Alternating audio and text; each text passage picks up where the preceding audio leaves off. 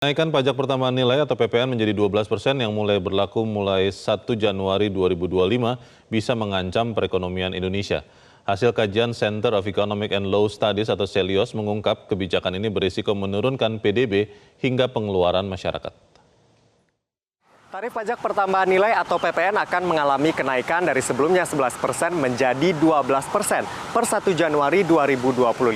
Aturan ini tertuang dalam Undang-Undang Nomor 7 Tahun 2021 tentang Harmonisasi Peraturan Perpajakan atau UU HPP. Dalam pasal 7 ayat 1 dikatakan bahwa tarif PPN ini naik dari 10% menjadi 11% per 1 April 2022. Lalu kemudian naik menjadi 12% paling lambat 1 Januari 2025. Dan tentunya pemirsa, kenaikan tarif PPN ini menuai reaksi beragam. Banyak penolakan, banyak juga yang meminta agar kebijakan ini dikaji ulang karena dinilai memberatkan. Kebijakan PPN 12% ini dinilai dapat menghambat pertumbuhan ekonomi nasional di tahun 2025. Di tengah target ambisius dari pemerintahan Prabowo Gibran dengan pertumbuhan ekonomi mencapai 8%. Hasil kajian dari Center of Economic and Law Studies atau CELIOS menunjukkan bahwa pemberlakuan PPN 12% ini dapat menurunkan produk domestik bruto atau PDB dan juga tingkat konsumsi rumah tangga. Padahal dua hal ini tentunya juga menyokong untuk menentukan pertumbuhan ekonomi nasional. Ada 3 skenario dalam kajian CELIOS tersebut. Yang pertama, PPN 12%, PPN 10%, dan juga PPN 8%. PPN 12% ini menyebabkan terjadinya penurunan PDB hingga lebih dari 65 triliun rupiah. Sedangkan untuk penurunan konsumsi rumah tangga ini lebih dari 40 triliun rupiah. Sementara jika menerapkan PPN 10% ini justru berkontribusi terhadap peningkatan PDB lebih dari 65 triliun rupiah dan juga konsumsi rumah tangga lebih dari 40 triliun rupiah.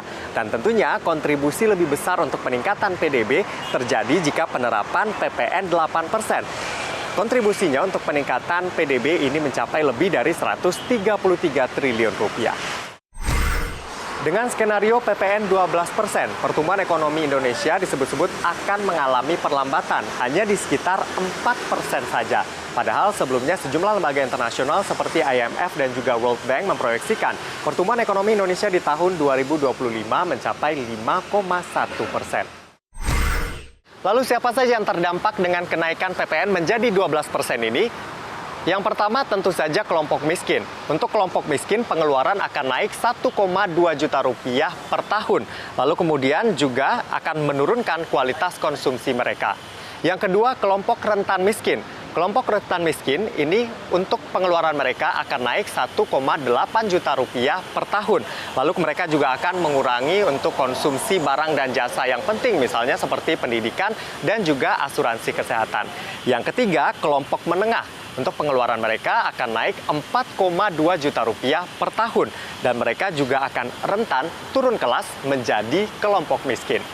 Selain 3 kelompok yang saya sebutkan tadi, kenaikan PPN menjadi 12% juga akan mempengaruhi generasi muda yang baru meniti karir, baru hidup mandiri atau generasi Z atau Gen Z.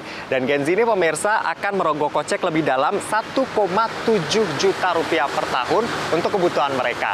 Sebut saja misalnya untuk kuota internet, pesan antar makanan, ngopi, lalu kemudian Netflix, tiket bioskop, BBM, bahkan untuk skincare dan juga untuk biaya fashion mereka.